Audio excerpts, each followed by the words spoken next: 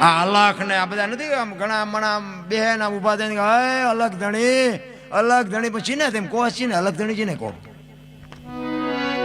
અલખ એટલે લખી નો અગાય એને અલગ કહેવાય. તો તમે અલગ ધણી કરો છો, એ અલગ ધણી કોણ છે? ઘણા એમ કે રામાપીર તો બાબુ ભગવાન છે, અલગ ધણી કેમ કહેવાય? અલગ તો લખી નો અકાય. રામાપીર તો આપણને ભલે નો દેખાણા હોય, બાકી જેથી હશે તે બધાને દેખાણા જ હશે ને. દેખાય ઈ લખાય, લખાય ઈ વંચાય. અલગ છે ને ઈ બાપુ દેખાતોય નથી ને લખાતોય નથી ને લખાય નહીં તો વંચાય કેવી રીતે? ઈ અલગ કેને કે છે? એનો એક દાખલો આપું તમને. માણા કોક તેલનો ડબ્બો લઈને આવતો હોય ને, એને તમે પૂછો કે ડબ્બાનો શું ભાવ, એટલે એમ કે 25 રૂપિયા કે ને.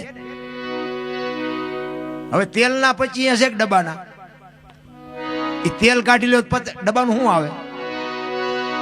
નકરા 25 આવે ને. પણ એક વાત ઉપર ધ્યાન આપજો, તેલ કિંમતી છે પણ એને રાખવા માટે ડબ્બો જોવે, તેલ એમનામ રહે નહીં. તેલ કિંમતી છે, ડબ્બાની 25 રૂપિયા કિંમત છે, 2500 રૂપિયા તેલની કિંમત છે. પણ તેલ બાપુ એ 25 વાળો હોય ને તો જ આ 2500 ની કિંમત છે, નકર બાપુ તેલ રહે નહીં. અને સિંગ તેલ હોય, કપાસિયા તેલ હોય, પામોલીન તેલ હોય, એ તેલ ઉપર ન લખાય, ડબ્બા ઉપર લખવું પડે, એને અલગ કહેવાય. એમ આ દેહની છે ને બાપુ કોઈ કિંમત નથી. આને દુનિયા આપણે કહે છે ને મારા મારા મારા, એ મારા જ દિવાળી મૂકવાના છે. આપણા છે એ જ આપણને દિવાળી મૂકવાના છે. આ દેહની કિંમત કાંઈ નથી. પણ બાપુ ભજન કરવા માટે દેહની જરૂર પડે. ભજન વગર દેહ ન થઈ શકે, દેહ વગર ભજન ન થઈ શકે. અલખ એને કહેવાય. મારું નામ અનોપસી છે, પણ બાપુ અહીંયા આવીને આંગળી દેખાડીને મને બતાવો કે અનોપસી ક્યાં છે?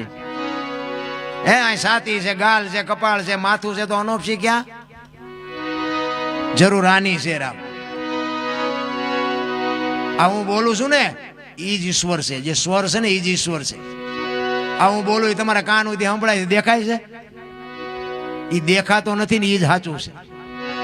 ઈ દેખાવાનું ચાલુ થઈ જાય ને, મને જેથી દેખાય ને તેથી હું નહીં તમને દેખાઉં. આ વસ્તુ એવી છે બાબુ.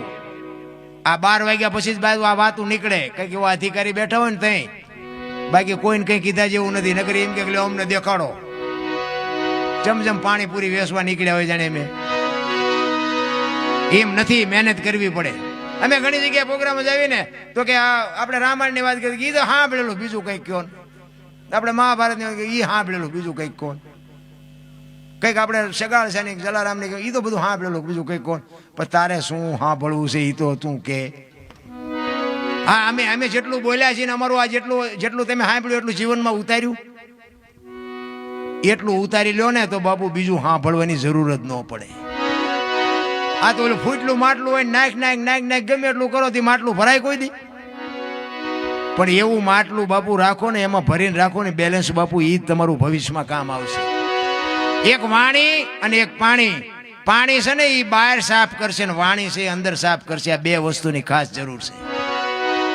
ભલે એ પાણી તમારું પડ્યું હોય ને, એ ખાવામાં કામ આવે, રસોઈ બનાવવામાં કામ આવે, નાવામાં કામ આવે. અને બીજેથી પાણી મળીને એ પાણી કદાચ ખરાબ થઈ ગયું છે ને, તો ક્યાંક બાપુ હળગતું હશે ને તો અહીંયા સાંટશો ને તો અગ્નિ ઓલવવામાં કામ આવશે. ખરાબ પાણી હશે તોય કામમાં આવશે.